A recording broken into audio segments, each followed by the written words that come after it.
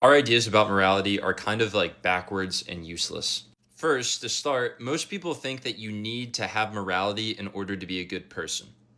But the desire to have morality and the desire to create a moral system existed before there was any sort of system. You wanted to do that spontaneously. You wanted to be a good person spontaneously. And even if you believe that, then the next thing that people will jump to is, well, we need a system for doing the correct things. Because even if everybody wants to be a good person, that doesn't mean they're doing the right thing. Like, no, actually, is there even a better definition of doing the right thing other than doing the thing that you feel is right? There's no way to make morality physical and quantifiable and objective because ignorance is our birthright. Not knowing is totally a product of circumstance, not of will.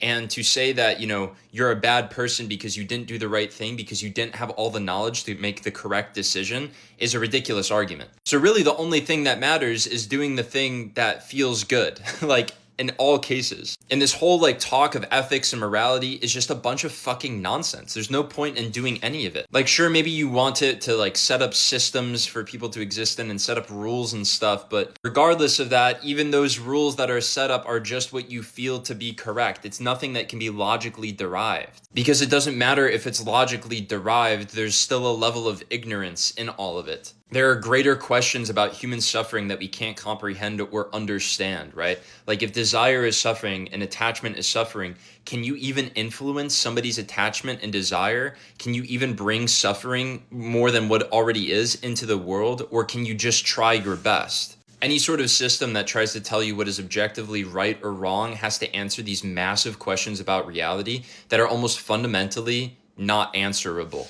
And at the end of the day, the entire point of researching these things in ethics and morality and trying to create these systems is just because you want to do the right thing. You just want to have the good volition, but the good volition is enough.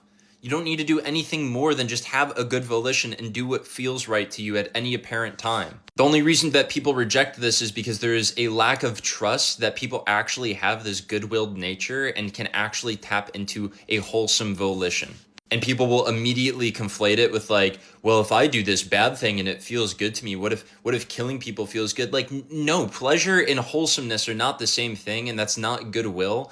And even people who engage in that, they know it's a guilty pleasure. They know it's wrong. And there's so much evidence of that in criminal psychology and the way that people work. And then on top of all of this, another problem is that you're just abstracting a purely subjective experience. Like, two people can have the same physical thing happen to them and suffer in entirely different ways or not at all. And the existence of meditation and people who meditate frequently becoming happier is evidence and proof that attachment is suffering and that your enjoyment of life is not dependent on material physical conditions. And I know some people will think that I'm just trying to simplify all this because I don't want to think, but I just want to be practical. If the entire point of researching these things is because we want to do the good thing, just do what you feel is correct. Thinking about it doesn't change your volition, and it doesn't make your volition any more accurate. It doesn't make your actions help anybody any more than the underlying sentiment. I almost sort of equate it to consciously trying to play a sport. You don't consciously move around, you just sort of naturally move around, subconsciously move around, and adjust yourself in the way that is most efficient or practical at the given moment.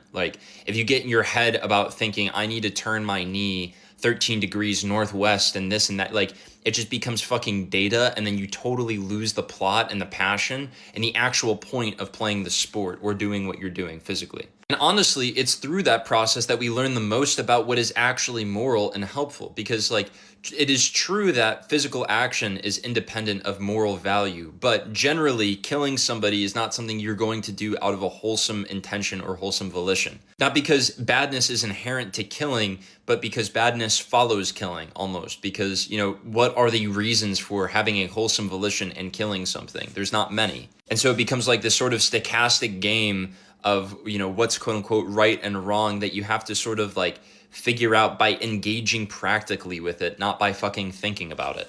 And honestly, this entire conversation is just a good exposition of what it means to be human.